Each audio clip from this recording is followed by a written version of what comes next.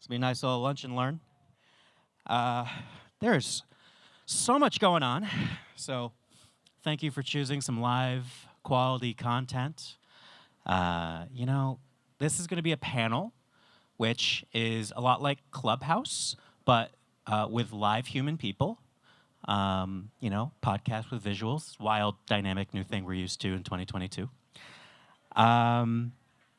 Let's be here and learn about the alchemy of a happy, healthier life. There's plenty of hot seats up here. Make sure to SPF, and it's worth it. Before we get started, we will use that Summit app for Q&A on this one, so definitely make sure it's updated and go to the Schedule tab, and on the bottom, there is the Join Session Q&A button, and that is how you will be able to select the Orchard stage and get your questions in here. Okay, so to introduce this next conversation on health by design, we have the founder and executive director of Summit Impact. It's Shira Abramowitz.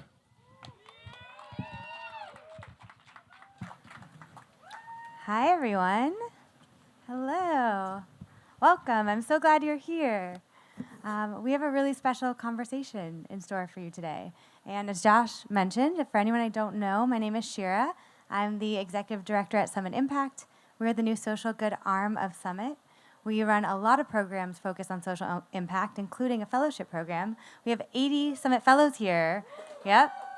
In this room right now, /outdoor arena. And we also have programs on democracy, climate change, criminal justice that are more focused, and we have a lot going on this weekend, so please come visit us in the Impact Lounge when you want to learn more. Also, some of you might know me as the former director of programming at Summit for many years, which means that I've had the opportunity to connect with so many incredible speakers over the years at Summit and learned so much from all of them. But that actually makes me most excited to be here today because of the two speakers that we're about to have in this particular conversation, who have a wealth of knowledge and wisdom about topics that are central to so many of us in this community. So to start, I'm going to introduce our speakers, and then they'll walk out, and we'll give them a big round of applause. But first, to tell you a little bit about them, we have Susan Magsamen joining us today. She's the founder and executive director of the International Arts and Mind Lab at the Center for Applied Neuroaesthetics, a pioneering brain initiative at the Pearson Brain Science Institute at Johns Hopkins University School of Medicine. Her work lies at the intersection of brain science and arts. She's the author of Impact Thinking Model, which looks at how we use arts to solve the problems of health, well-being, and learning. And I'm very excited for us to hear from her about topics ranging from our ancestral history of social connection to so much more. We also have Pete White, a legendary activist, and also the founder and co-executive director of the Los Angeles Community Action Network. Pete is a multi-decade entrepreneur and activist from South Central LA, who has been working for many, many years to ensure the housing, health, and security are upheld for all Angelenos. So I'm going to let them come on stage so we can start hearing from them. Let's give them a really, really warm welcome.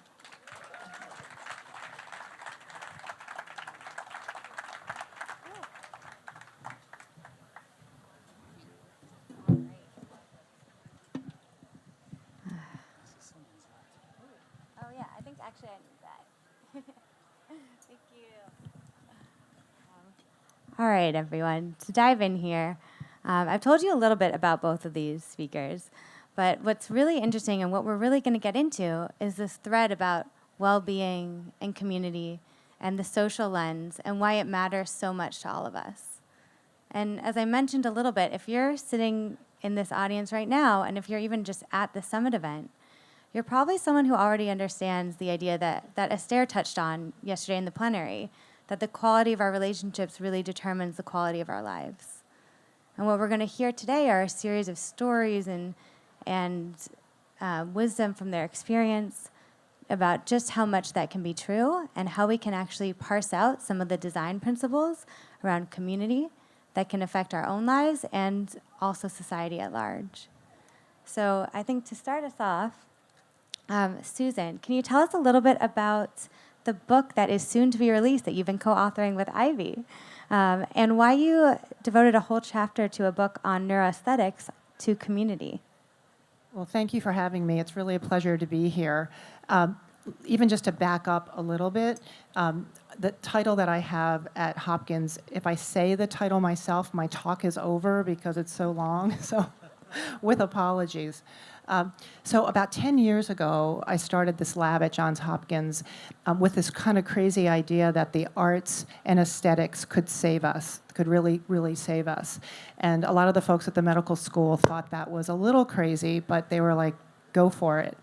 So over the last 10 years, we've created a lab that's really focused on how do you translate the science of the arts and aesthetics to health and well-being. So how do you bring what we know about how our bodies change into everyday life? And about 4 years ago, I invited Ivy Ross, who's here in the third row, to join our Luminary Advisory Board. So these are folks that are doing amazing things in the world in all different sectors related to the arts. And Ivy was like, hey, that's cool. I'm an artist. I've known my whole life that the arts change us, but it's pretty cool that science is catching up. And so Ivy joined the Luminary Advisory Board and hosted a salon at her home. And during the salon, we asked this first question, which was, for all of the folks at the salon, is there an art experience that's really changed your life?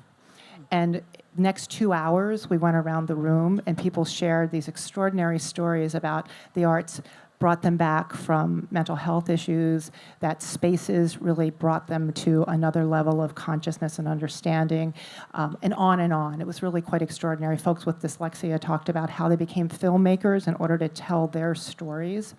So I turned to Ivy and I said, hey, I'm thinking about writing a book about this. I don't know, but I feel like it's a book that needs to be written, that people don't know enough about how the arts change our brains. And Ivy said, count me in, I'm in. And so over the last 4 years, we've been doing that. So to your question about community, community was the first chapter we wrote because we really felt it was critically important to really think about the impact of the arts on all of us. And we didn't have to look far because First People and indigenous cultures have always built community. In fact, there's no word for art in many of the First People's cultures. And so we were able to really think about that really more deeply. And I can talk a little bit more later about the evolutionary biology of the arts and culture and why that really was so foundational. Yeah. Thank you. I'd love for you to get into that, so we'll come back to it. Right. And Pete, I'd love for you to just open us up. You've been doing work where community is the heart of everything that you do for years now. Tell us a little bit about that approach when you're working from Skid Row, when you're on the ground in South Central Los Angeles, and how you came to put community at the center. 100%. I think first and foremost, I just want to say welcome to everyone who's in the audience. Thanks for joining. And there's definitely going to be the crowd participation part of this conversation. So we're looking forward to hearing from y'all in just a few minutes. Your question, I think for me, when we think about the work, when we think about the work of community building, for a number of years, a lot of what we did in community organizing was about the winning that thing, whatever that objective was, right? If that objective was legislation or policy, right? Maybe it was the establishment of a new service in the community. That was the goal. That goal was highly transactional, right? And so we fought the campaign. We did, if it was a 2-year campaign, 3-year campaign, the press conference happens, and then nothing is left over, right? The press conference, everyone says yes, and then implementation. The thing that became very clear to us was that was a transactional way of doing the work, right? There was not this maker community. There was not sort of the co-creation. We sort of said we were doing that, right? But at the end of the day, if we were doing that, that co-creation would sustain the effort beyond us, right? And so I started thinking about what are other things? What's the glue to community? And just picking up off of some of the things that Susan's talking about, one of the things that came to mind straight up was art and culture. This idea that art has no address, right? I'm coming from Skid Row, Los Angeles, and all around us we have MoCA, we have Disney, we have all of these museums, right? We have all of these destinations, quote unquote, arts destinations. But then in Skid Row, all around us, we're like, one, we're artists. Two, we're thinking about something that Nina Simone said to us. She said, an artist's duty is to reflect the reality and the truths that are going on around them. And so we felt that we don't need MoCA. MoCA's cool, but we don't need it. We'll make our walls the galleries. We'll make our streets and our parks the amphitheater. And so art and culture became just sort of this core and central function of sustaining the organization that, lasts well beyond the press conference and well beyond striving for the thing. Yeah. And Susan, your focus has been, I heard some good applause And for that. yes, we can applause. We can do that. Now maybe you're starting to see why I love hearing both of these two individuals speak so much. Susan, tell me a little bit about your perspective on arts, having done so much work in the field, reflecting back and what Pete's talking about from working on the ground. What you've talked about really resonates for me. This idea of co-creation and building things together. Just a couple of thoughts. One is that in order for us to feel our most alive selves, we have to have agency and we have to be able to advocate. And when we don't think we have choices, we shut down. And I think if you really think about what the arts are at their core, not the rarefied artists or these places of luxury that you have to have access and income to go to, arts are really about self-expression. They're really about how we share who we are with the world. And that means that there are many, many ways to do that. There's written language, there's visual arts, there's music, there's dance, there's spaces, there's gestures, there's touch. All these ways that we share who we are and take in the other really makes relationship. And I think relationship is really what we were talking about last night, is that at our core, we want to be in relationship. We want to have meaning, we want to be seen, we want to be heard, we want to have impact and a sense of meaning. And so when I hear you talk about arts and culture, I think that that's what that means. And I also think it looks very different for each of us. And somehow, if I said elephant, you each would see a different elephant in your head.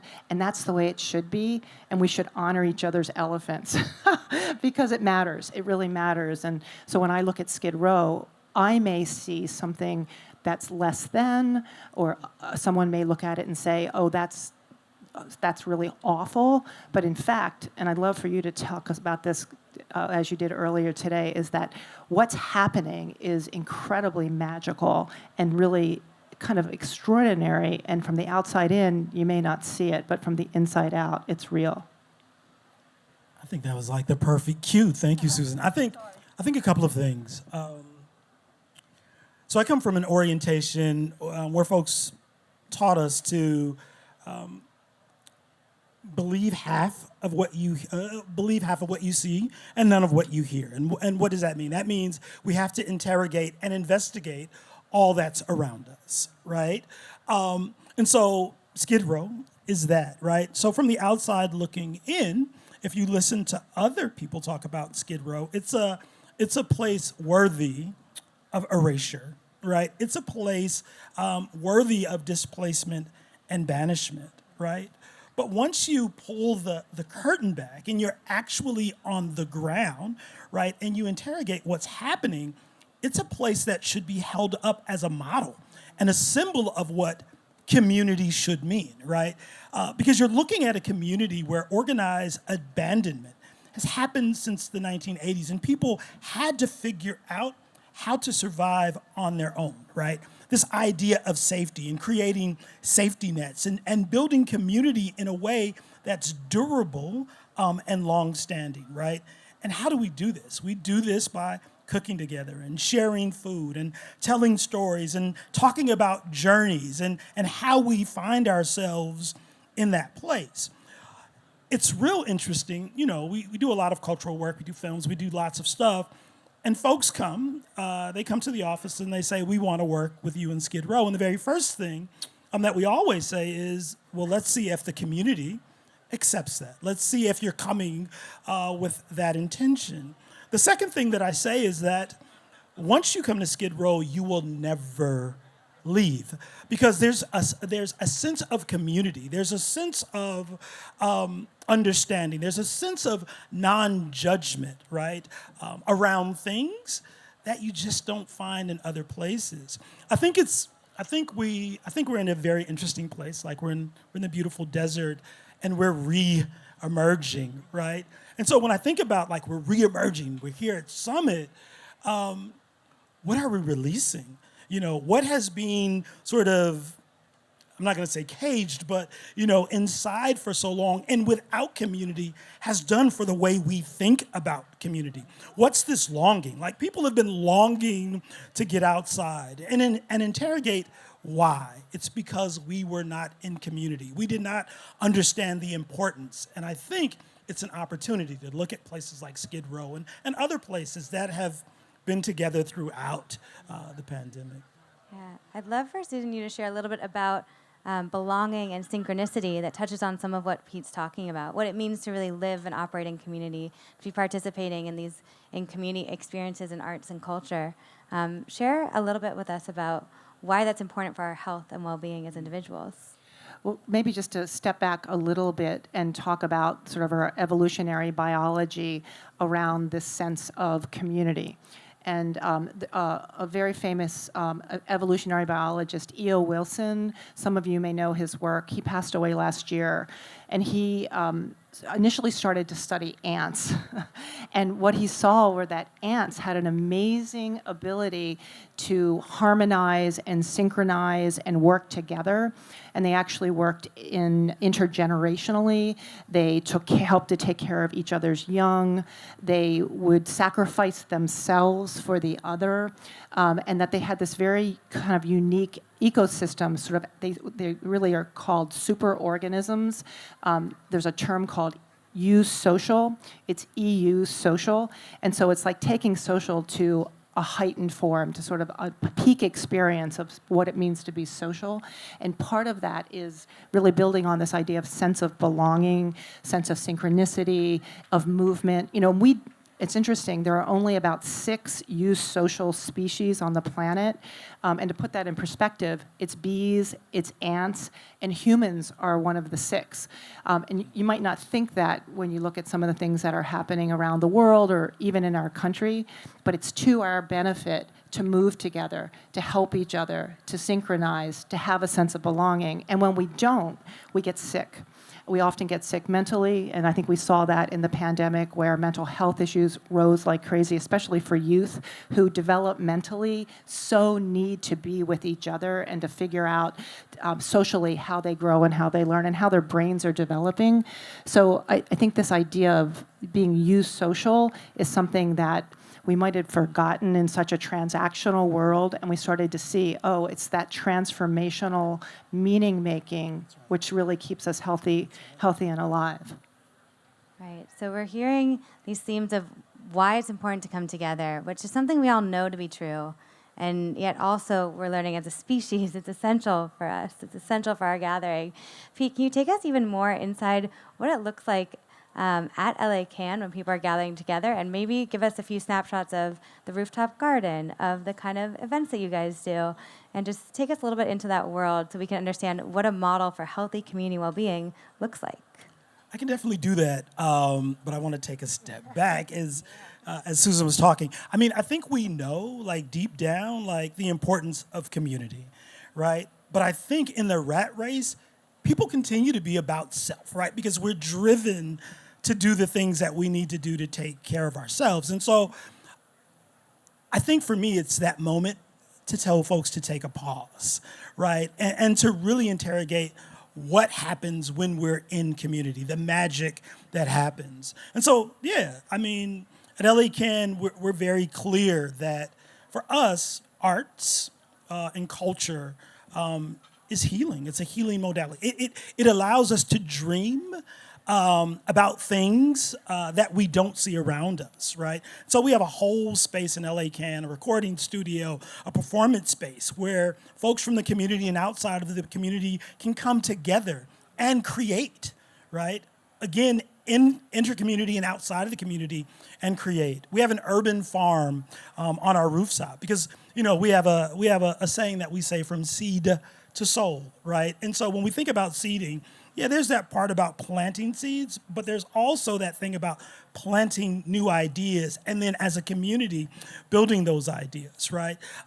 There's also this bit about leadership development, right? And when we talk about leadership development, acknowledging that agency exists all around us and that we're not bringing new things, that we're organizing the things in the ways in which we know those things. And in that way, everyone, every ant, every person in the community has a duty, has a role, and has an obligation.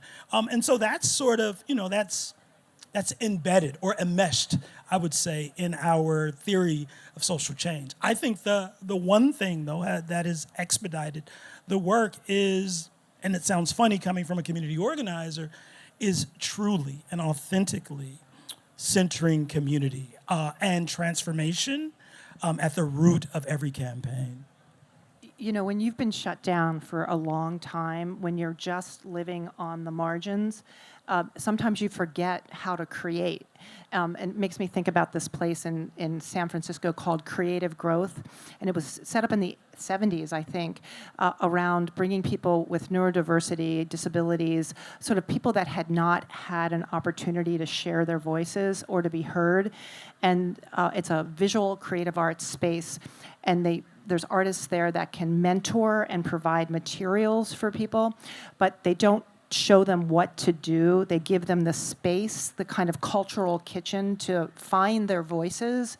And it takes on average 2 years to find your voice if you've been shut down like that. And so that you're creating these amazing opportunities to find your voice, hear somebody else's voice, share your voice, change your voice, change your identity, figure out what you want to do, I think is so healthy.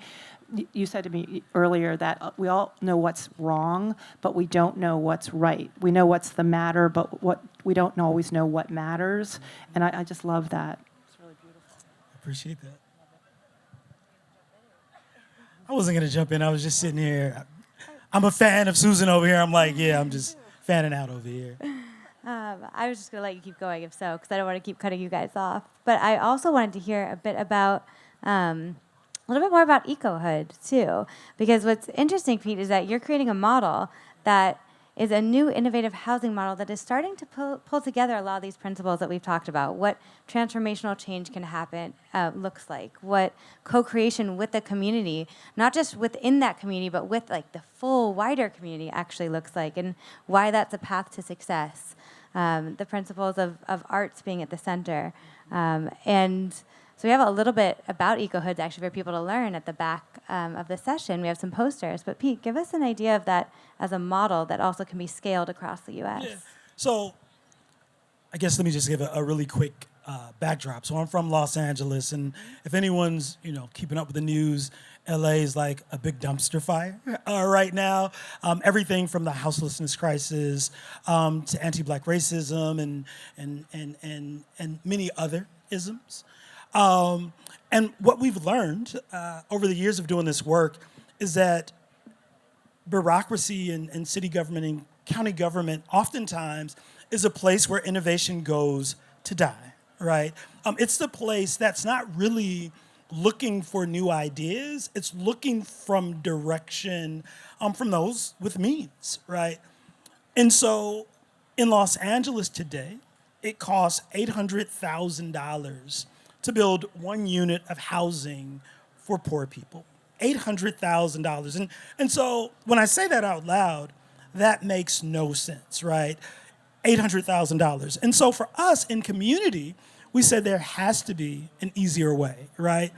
We never really set out to be a developer per se, but we definitely knew that we wanted to make sure that any resource that was going to housing went into plans that made sense. And so we started interrogating and looking for different types of housing. And so we looked at 3D, we looked at modular, right? And we brought these examples to city government, right? But the most important thing that we wanted to address, two things we wanted to address. One, the city and the county and others own lots of land. And so we're talking about a housing crisis, but there's land everywhere that the public owns and buildings, right? The second thing that we wanted to address was cost. And so we started to develop Ecohoods, right? And a development that can be placed in almost any community, right? That has energy saving features, like in our Ecohoods design, and I encourage people to look. We have solar, we have what we call a magic water machine, right? The magic water machine actually makes 100 gallons of water per night, right? Based on 17% relative humidity in the air, right? But the most important thing for us in the Ecohoods development is that it's not an island, right? This thing called NIMBY is real, not in my backyard, right? People bring developments into your community, and of course, folks rebel, right? And folks rebel because they don't see what's in it for them, right? And so for the Ecohoods development, not an island, right?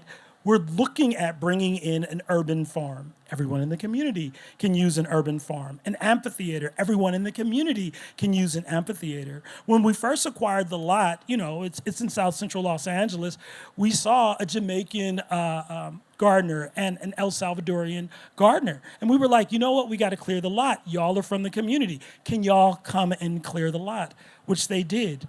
We engaged the youth in the community to come and plant plants, which they did, which of course came with questions. Those questions were, what's in it for me? And so even before the buildings go in, the community already has a sense of ownership. The community has the ability to help design. And so we know using these practices, we can continue to build upon existing communities and bring in these residents that are only 10% of the $800,000, $80,000 that brings humanity, dignity, and most importantly, community in places where community has been forgotten. Thank you, Pete. Beautiful. And I know we're going to open up for questions soon. Yeah, I've got the good signal here. Has everyone been able to use the Slido app for questions? Has that worked? Can I get can I get a thumbs up if that's worked for people? Anything? Yeah, okay, we've got one. So let me see. Do you see any, or are folks just shy? I'm not sure. We're loading here.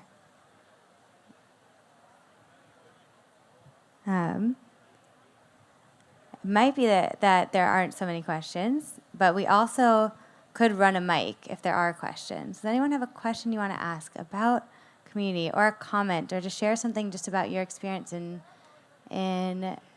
building community and co-creating them? And if we don't, we have one? Okay, we have a couple. Is this on? Okay. I just submitted this on Slido, so you can get rid of that one. But I'm curious what you guys think about the vacant office buildings in our urban core. It seems like there's just tons and tons of vacant space. Workers are not returning to the cities, and it's making them these zones of limited activity. So curious on your thoughts on that. I mean, so in Los Angeles, we have a policy that we fought for called adaptive reuse. And so you're absolutely right. There's commercial space open, there's malls, there's hospitals. We have to convert that into housing. Like, we have these assets that we could be using today, right? And the great thing about public space is we own that space, right? It's not like we have to come up with brand new dollars to purchase the space. We just have to repurpose the space. And so all day long, we should be using those spaces for these things. Yeah, I'll just add that I think we're in a kind of a mess and a mop situation related to space. There's a lot of space and trying to sort of figure out what we do with it. But from a neuroaesthetics perspective, thinking about the way that we utilize light and color and scent and the way we think about texture is really important, and different spaces really require different emotional states, require different kinds of aesthetic spaces. And I think you're seeing that in the buildings that you're creating, where you're literally creating nests. You're creating these safe spaces, and you're defining what home means as not the necessarily a physical space, but an emotional well-being area. That's right. I mean, so definitely when we think about home, right, oftentimes the first thing that comes to our head is bricks and mortar, right? Like, yo, we have a house, right? But nothing could be further from the truth, right? When we think about home, yes, the house is part of that, but home is also where you're safe, right? And we can talk about safety and what that means. Home is also the place where a safety net has been established. Relationships have been committed to, right? They've been created and committed to that allows the community to thrive and not sink, right? And so for us, particularly in Los Angeles, right, one of the homeless not so happy facts is that houselessness in Los Angeles, 80% of those who are houseless in Los Angeles come from Los Angeles, one. And then a large majority of those who are houseless in Los Angeles are houseless in the communities in which they find themselves now. And so we have to acknowledge, like, when we're attempting to push people out, we're pushing people away from the safety nets that they have created, and we're pushing them away from their home. Right? Their home, not just the physical gentrification that's came through, you're out of your unit, but literally the place where you've built community, your center, right? And so safety and space and home, right? We have to think about it in a new and different sort of way. Yeah, so you move someone to another part of the town, they're not feeling safe, they're not in their community, they don't want to be there, they're lonely, they're isolated, there's a lack of a sense of belonging. So that's not the answer either, right? Not at all. I mean, your colleague, Dr. Mindy Fullalove, talked about it in her book, Root Shock. Like, when you uproot people from their communities, and this isn't just poor people, this could be anyone, when you uproot them, things happen, right? Illness, mental health, right? Pregnancy, all sorts of things happen when people are uprooted, right? And so, yeah, we think about that a lot when we're thinking about design and community elements. I know there's another hand raised. I don't know where the mic is right now. Oh, yeah. So we've got one question here, and there's another one over here.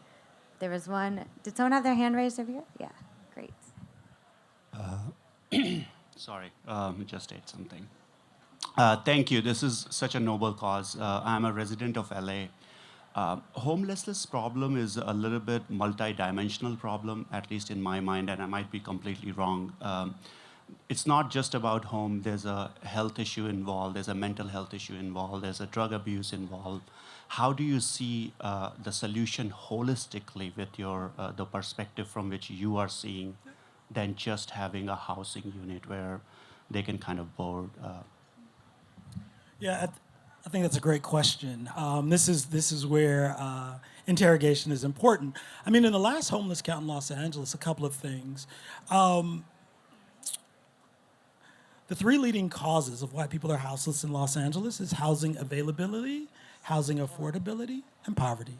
Those are the three leading causes. 75% of folks who are houseless in Los Angeles fall into that category, right? And so first we have to look at the data, because what happens now, we think about, when we hear homelessness, we think everyone is houseless in the same way, right? We think everyone is houseless because of substance abuse and mental health, and that's not correct, right? And so if we could deal with the 75, and that's some of the things that we're proposing, like with, you know, the office buildings and raw land that's publicly owned, I think it becomes easier to deal with the 25. And so we have to first deal with and figure out how to deal with affordability and availability of housing. The other thing that most people don't know in Los Angeles is that the inflow into the homeless crisis is crazy, right? We're talking about 220 people 225 people per day are entering houselessness, right? And then we have 210 exits. Of that 210 exits, and I'm not trying to do the whole data thing to have your head going crazy, but of those 210 exits, 50% of those folks exit houselessness on their own. And then you would ask why, right? Because in Los Angeles, it costs so much to survive. Folks are working 2 and 3 jobs, right? It's not a question of people not working hard enough, right? But if you lose one of those 3 jobs, houselessness is right around the corner. And so we have to make sure that we control the rents, we preserve housing. We have to make sure, we found money during the pandemic to make sure that folks could stay inside, right? And then I'm sure when we do the data, folks' health is gonna be better. I think for us, it's more about a community education campaign. These things that I'm talking about, these aren't secrets, right? They're out there, but it's not what policy is driven by. Because it's easier to say those people are houseless because they want to be, and so whatever we give them, they deserve, versus saying it's structural, right? And we have to control rents. We have to make sure we're building at incomes that people who make up and work and create Los Angeles can afford to live there. Thank you. And I know there's one more question over here, and I think that'll be our last question for the session. Yes.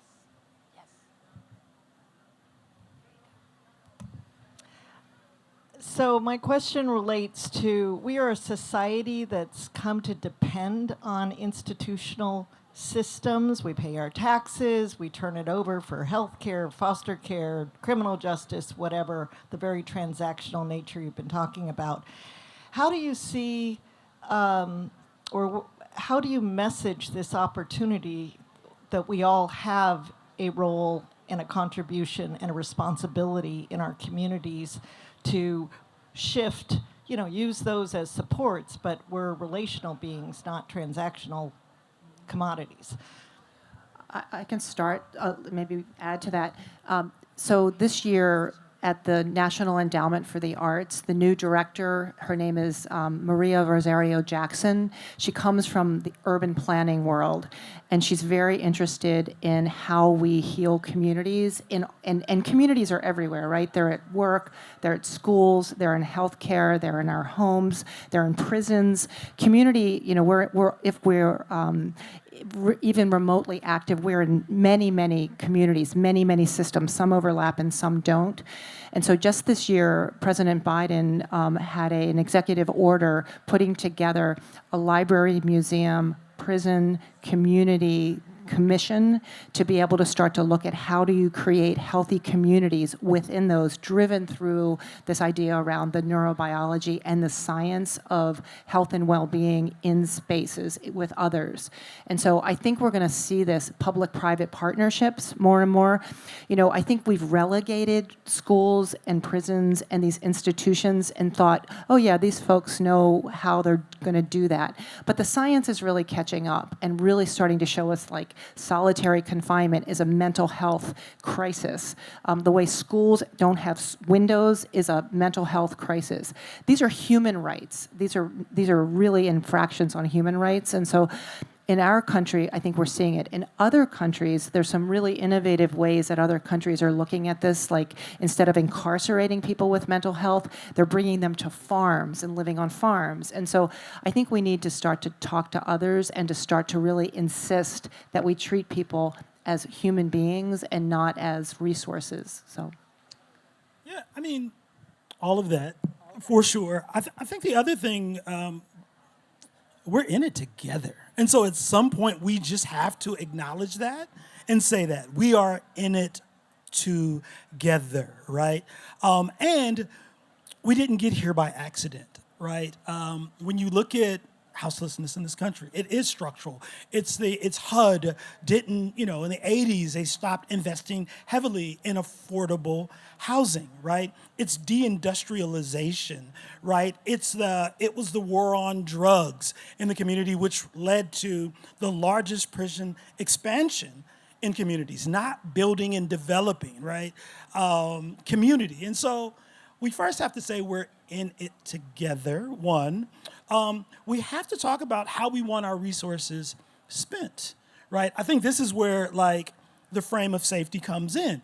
We have to say, is safety really more prisons? Are we more safe with more prisons? Are we more safe with more police? Are we more safe with more toys for the boys? Or are we safe when everyone has a home? Are we safe when there are opportunities? Are we safe when everyone has great food to eat? And I would argue that that's what safety means, right? And it's achievable, right? I think that's the thing. It is achievable, right? But we have to engage. We have to lean in, and we have to say what it is we want and what we need in our cities and our towns. I was just going to add that policy, we pay for what we value. And I think we really need to start to really change the conversation about what we value. When you look at the way federal funding is spent, we spend billions of dollars on things that, on the military, on other kinds of resources that really, and we spend very little on schools relatively. We spend very little on healthcare relatively, and we spend very little on the arts. We spend $100 million to fund NEA compared to billions of dollars to fund other kinds of infrastructure. So, Absolutely. All right, thank you. I think we're going to wrap up the session now, so I'll just pass it to you two for final closing thoughts, and then we'll close out for the day. I mean, I think it's been said, but community matters, and I think the more we honor it and can see it as really the change, that's really where I think we're going to move the needle. And as we've come out of the pandemic and we've really started to see what matters, it's these relationships. I also think we're seeing much more clearly the inequities in the world, and I think the lack of tolerance for inequity. And if that's a silver lining, I'll take it.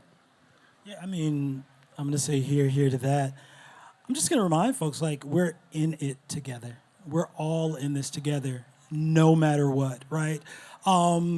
Yes, we have to lean in, we have to go to the polls, but we also have to get involved every day, right? This is work that has to happen every day. Ecohoods, yes, it's a great model. 2 mayoral candidates are lifting it up, they're fighting over it now. But it's not enough, right? And we have to establish a set of values that says, for our resources, for our taxes, this is what enough looks like. Scalability. 100%. All right, thank you. Thank you both so much. Can we give them a big round of applause?